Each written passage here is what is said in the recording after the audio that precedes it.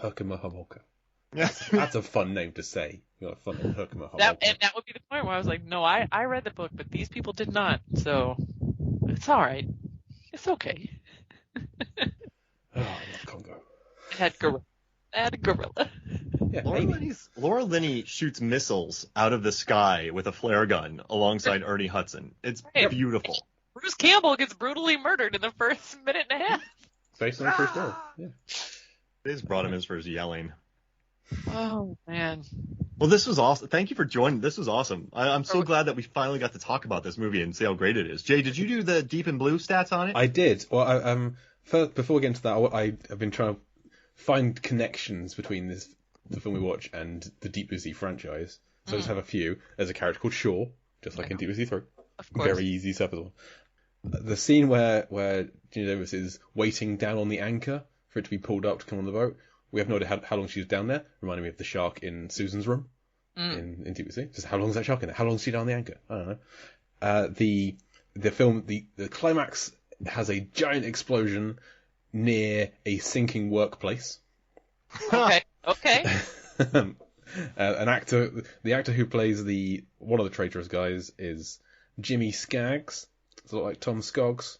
Skoggs, I don't know. And then the scene where during the storm, when Morgan and Blair are in her office and the window breaks behind them and water rushes through, it's very much like Jim's death. Mm-hmm. It's kind of even shot from the same angle with the water rushing through the window behind them. So that's my connection. Also, no connection, but I look forward to one day somebody giving me the insult of, "You're harder to kill than your father." I just feel like someone's going to say that to me at some point. I look forward to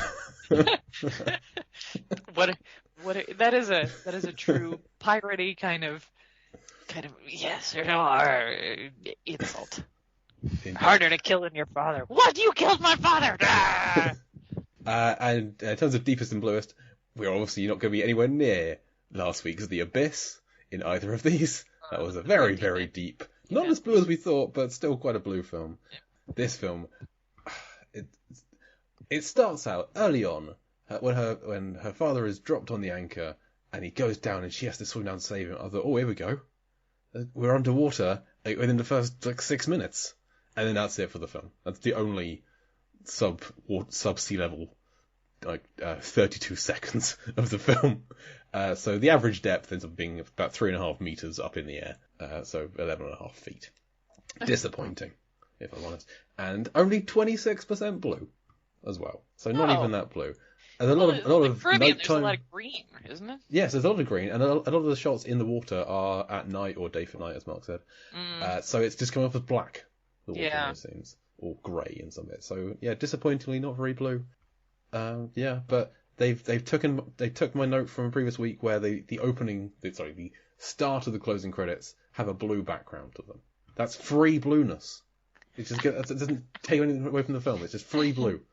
But then it goes into black for the majority. So they threw away their chances to be bluer than they were.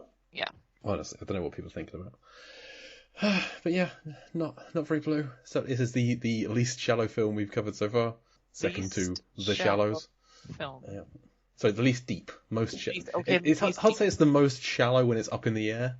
It's the least deep. There's a lot of cliff work in this. It adds height. Yeah, and I figured it wasn't going to be very deep, so I didn't spend a lot of time working out how high the cliffs were going to be, because I don't care about up, I want down. If you're up, whatever. But thank you, Jeanette, for being here. What would you like to plug? Where can the listeners find you? Well, you can find my movie reviews at my website, The Mundane Adventures of a Fangirl, which you can find at jwardadventures.blogspot.com. If you follow me on the Facebooks and the Twitters, as pointed out, I do share occasional dance videos of myself and my dance troupe, and you can also find details about us at tamarindtribalbellydance.com. Fantastic. And listeners, you can find my writing over at lifeversusfilm.com, Life vs Film, or I have a monthly movie trivia podcast over on the Lambcast called Lampardy, which Jeanette and Mark have both been on before. Mm-hmm. And it's always a fun time. Always a fun time. Have you ever won? No, I don't win.